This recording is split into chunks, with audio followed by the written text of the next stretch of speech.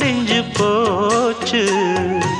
ஈசான மூலையில லேசான பள்ளி சத்தம் மாமன் பேர சொல்லி பேசுது. ஆறாத சோகந்தன்ன தீராம சேர்த்து வச்சு ஊரும் சேர்ந்து என்ன ஏசுது.